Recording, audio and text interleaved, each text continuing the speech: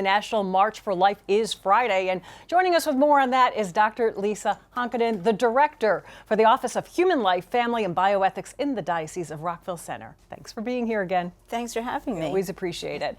And of course, they just announced, really, they asked people not to come to Washington for the safety because of the pandemic and because of what was going on, early January. So the diocese came up with, you come up with your own way that locally we can do the march. Yeah, it's unfortunate. The March for Life is the largest pro-life event in the world. Annually it attracts hundreds of thousands of people down there, but we anticipated there might be some problems this year. And so in doing that, we thought, well, what can we do locally or virtually that would minimize some of the risks to people instead of going down there? So back in November or so, we started planning for a local event. And so glad you started back then. Right? Yes. You could. We worked with the communications department and the youth ministry, and we have a fabulous website, DRVCmarchforlife.com, where you can find all of the events that are planned here across the island.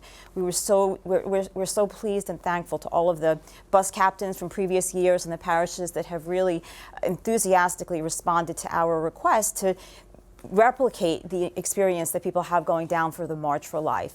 Usually the elements of the experience, what we call like a pilgrimage going down there, is that it's prayer, witness, and sacrifice. So if you go to the website, you can see we have masses almost throughout the entire day. There's a rosary someplace on Long Island going from 8 o'clock in the morning to 8 p.m. at night. There's adoration. I think it's from 8 a.m. in the morning all the way to midnight. Someplace on Long Island you're going to find someplace, usually more than one place at a time, where you can participate, whether it's virtually or staying at home. I know it is every year after you talk to people who come back from that march, it is just so inspiring and it gives them so much hope that things will change.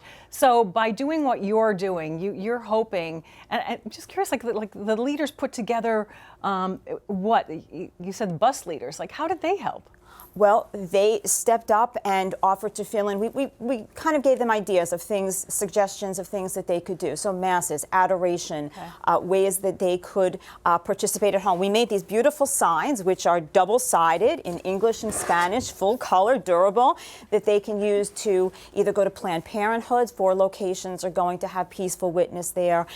They can use them in front of, doing like a little march in front of their parish, or the schools have gotten involved. I mean, everybody is participating in some way, and actually in some ways it's bringing the March for Life, the whole idea of celebrating life and demanding legal protection for the unborn. We're bringing it home to people that might not ever have known what the March for Life was, or can't get down there. Now we can do it here and open up doors for people that didn't know anything about it. So it's actually a great opportunity on the other side. I know we see a lot of the buses go down from definitely parishes and definitely high schools. So you're hoping, I would guess, that in the classroom on Friday there will be a real participation in the march. Yes, every school is doing their own thing. They have to, tailor it to what their needs are, what their environment is like. But the schools, they've really had an enthusiastic, robust response also. And you can go on the website. There's live streaming of masses and activities.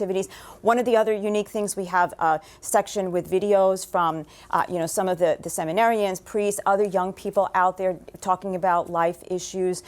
There's so much stuff. It's a really, really great website, so I encourage everybody to take a look at it. We're going to say it again, www.drvcmarchforlife.com. Yes. And we will be showing, there will be a Mass at the Cathedral that the Bishop will be celebrating. Yes. And here on CFN, that will be aired at 12:30 and 6:30 p.m. Yes, and we want to remind people to share their pictures on social media, the stuff that's going on. We'll have a part of our website that will show that afterwards, and they should use the hashtag DRVC March for Life. Okay. And then there's also a button that will be for after the march, so there'll be these pictures and things that we'll post, but also other events that will be occurring after that. The 40 Days for Life is the natural extension of March for Life, so we'll have information about that. So it doesn't end next Friday. There'll be plenty of things. The Roe versus Wade movie is coming out. There's so much stuff. And so we're really excited about having this opportunity to have another way of letting people know about what the March for Life is. Because this website will be up for a while. Yes. Okay. Yeah. Yes, When and we're proud of it. It looks really good, and we're so happy there and are grateful. so many things that you can, all different subjects, Yes. things for kids, things for, obviously, like you said, finding a service or finding a rosary. Or, Yes, and just one final thing is that the March for Life often for people that have been affected by abortion, that they're suffering from the pain of that. We also encourage them to go to our website. It's now drvclife.org, where they can find use our resources for post-abortion healing, because that's really important to remember that this is a peaceful, loving, merciful endeavor that we have. That's right. And as the bishop said, everyone has a role, everyone has a voice. Let right. your voice be heard. That's right. Dr. Lisa, thank you so Thank much you for joining having me. us. Thank you. And We'll see you there. we'll see you there is right.